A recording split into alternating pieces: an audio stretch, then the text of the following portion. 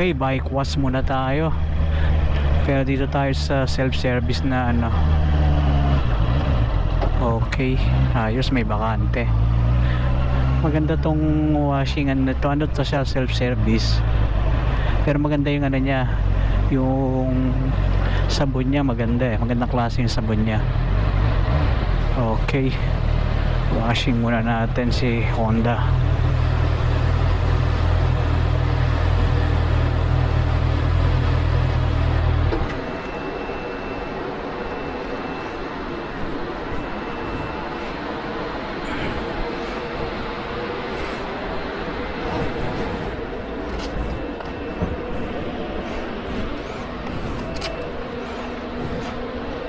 Washing muna natin to si Honda CBR. Dumi na rin niya eh. Ito, bali itong washingan na to, ano to, self-service. Ano natin ng ito yung shabu.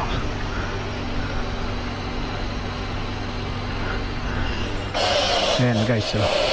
Ito maganda rito sa ano na to kasi ang dami niyang, yung sabon niya ang ganda oh.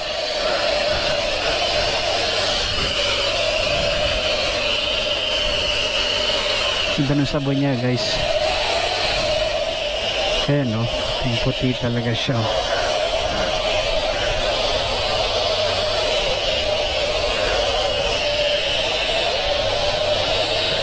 Aanin mo natin ng sabon tapos mamaya natin siya ano, iwawashing ng pressurized.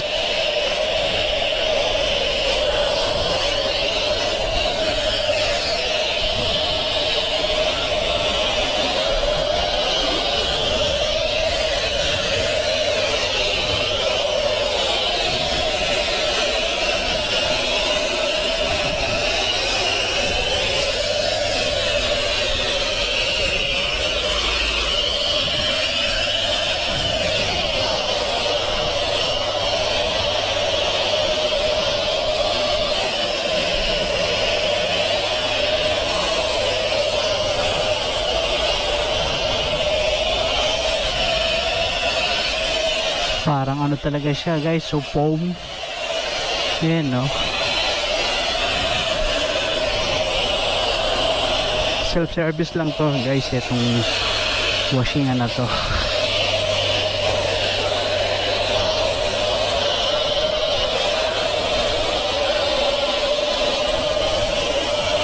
Pagkatapos kung ano na itong shampoo na to,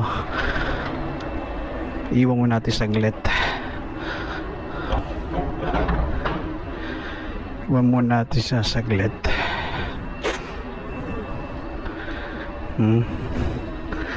Parang snow.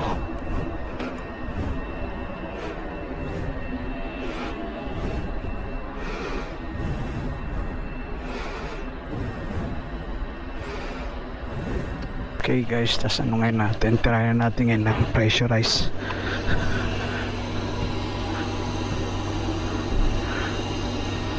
Eto, yan guys, may pressure to kaya tanggal-tanggal kanya yung dumi.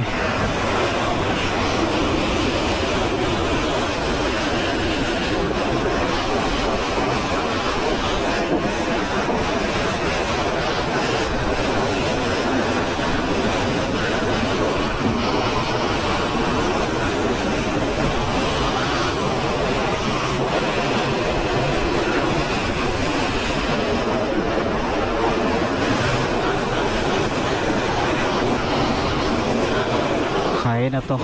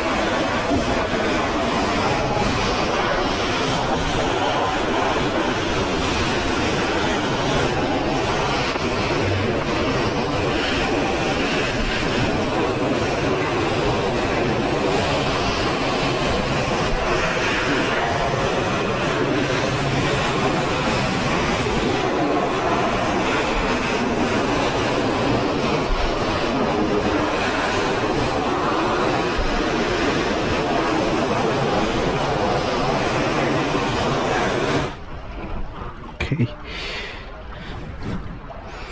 Okay, pwede na siya. Punasan na lang natin ngayon. Okay.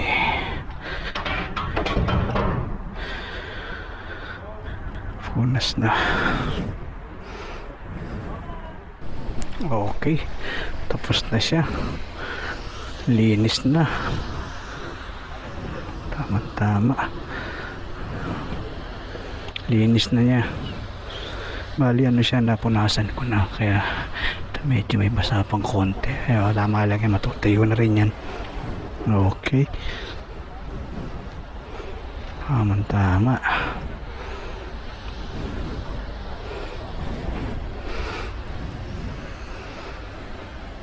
Linis na niya.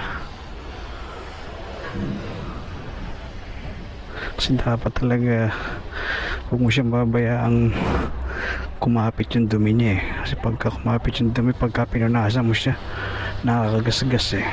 Ayan nga, nalinis na niyo. Okay.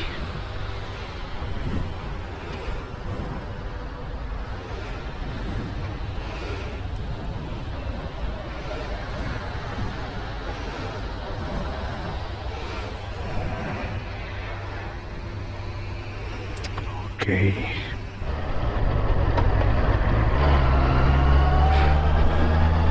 Okay, ang linis na naman ni Honda. Tama-tama. Kasi bago ko siya i-garahe, dapat malinis. Kasi pagka pinabayaan madumi siya, kakapit yung dumi niya eh. Kaya tapos pagka nilinis mo siya, pagka pinunasa mo, nakakagasgas. Kaya dapat talaga pagka huwag mo siyang iiwanan na na maraming dumi talaga. Okay, tama-tama. Linis na naman niya. Ready naman to sa mga ride. Okay guys, dito